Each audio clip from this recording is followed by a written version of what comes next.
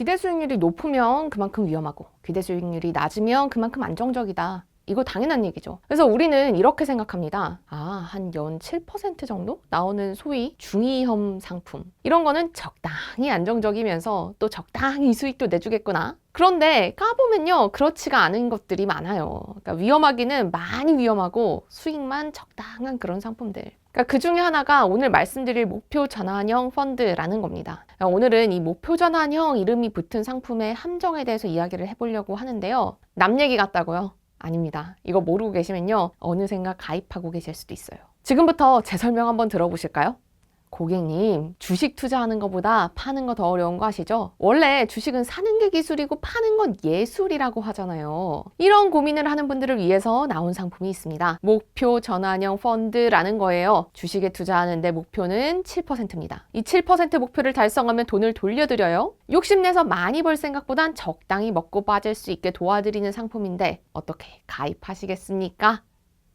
이 상품 어떻게 느껴지세요? 괜찮아 보이나요? 지금부터 이 설명에 어떤 함정이 있는지 말씀을 드릴게요. 이 목표 전환형 펀드라는 건요, 이렇게 말 그대로 목표를 달성하면 전환이 되는 펀드입니다. 예를 들면 이런 거예요. 반도체 ETF 목표 전환형 펀드다, 이렇게 붙어 있잖아요. 그럼 이 상품은 반도체 ETF에 투자하는 펀드다라는 겁니다. 그런데 목표가 7%라고 해볼게요. 그러면 반도체 ETF가 7% 오르면 ETF를 모두 팔고 단기 채권을 잡습니다. 단기 채권이야 현금이랑 비슷한 거니까 결국 이 펀드는 7% 수익을 낸 채 마무리를 하게 되겠죠. 그런데 여기서 첫 번째 함정입니다. 이런 목표 전환형 펀드는 보통 일반 펀드나 일반 ETF에 투자하는 것과 아무런 차이가 없어요. 그러니까 보통 목표가 7%다, 중위형 상품이다 라고 하면 뭐 주식에 채권을 섞어서 같이 투자한다든지 하는 방식으로 투자 위험을 좀 낮추는데 이건 그런 부분이 거의 없습니다. 그냥 주식에 똑같이 투자하는데 그냥 7%가 됐다 라고 하면 주식을 판다, 투자를 멈춘다 라는 개념이에요. 그러니까 설명에 단기 채권 이런 게 등장하니까 일반 펀드나 ETF보다 좀 더 안정적으로 보이실 수 있겠지만 그냥 주식에 전부 투자했다가 어느 정도 수익을 내면 그 돈을 전부 채권으로 바꾼다는 거여서 투자 자체의 위험성이 달라지는 거는 전혀 없어요. 이거 소금에 물 타야 싱거워지는 거죠. 소금 먹고 그 다음에 물 먹는다 라고 해서 소금이 싱거워지나요? 목표 전환형 펀드의 리스크는 일반 주식형 ETF나 펀드에 투자하는 것과 똑같습니다. 이 두 번째 함정은 이겁니다.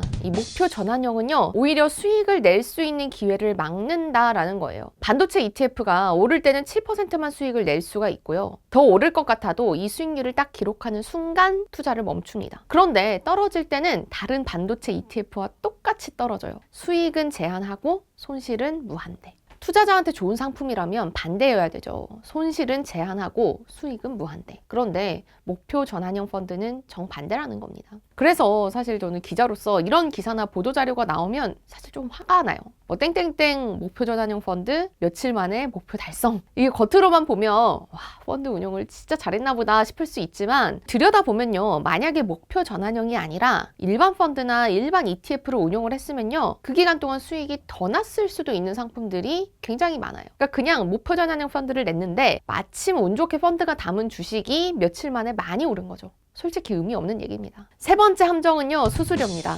수수료는 당연히 싼 게 좋죠. 근데 목표 전환형 펀드는 대체로 수수료가 좀 더 비싸요. 왜냐면 목표 전환형 펀드는 그 안에 뭐 ETF나 주식이 담겨 있잖아요. 근데 이거 ETF만으로도 이미 운용 보수가 있는데 이거를 한 번 더 펀드로 감싸면 수수료가 한 번 더 들겠죠. 게다가 목표 전환형 펀드는 이 은행이나 증권사 같은 판매사 입장에서 굉장히 좋아하는 상품입니다. 상품을 자주 팔 수 있거든요. 그러니까 판매사들은 펀드를 한 번 팔 때 1% 정도 선취 수수료를 뗍니다. 그러니까 투자자들이 상품을 오래 들고 있는 것보다는 자주 바꿔주는 게 이익이에요. 팔 때마다 돈 받으니까요. 근데 앞서서 목표 전환형 펀드, 이거 목표 수익률을 달성하면 채권형으로 바꿔서 수익률이 유지된다고 말씀드렸잖아요. 그러니까 이 목표를 달성한 이후에는 투자할 이유가 사라지는 상품입니다. 그러면 우리 입장에선 수수료 내고 들고 있느니 펀드를 팔겠죠. 그러면 그냥 그 돈 가지고 은행을 떠나나요? 또 다른 목표 전환형 펀드에 가입을 하거나 아니면 다른 상품을 권유를 받을 겁니다. 그러니까 판매사 입장에서는 빨리 목표 전환돼서 투자자들을 그냥 빨리빨리 돌리는 게 좋아요. 그 가운데서 우리의 돈은 서서히 은행과 증권사로 흘러 들어가고요. 돈 벌면 수수료도 나누고 그러다가 손해나면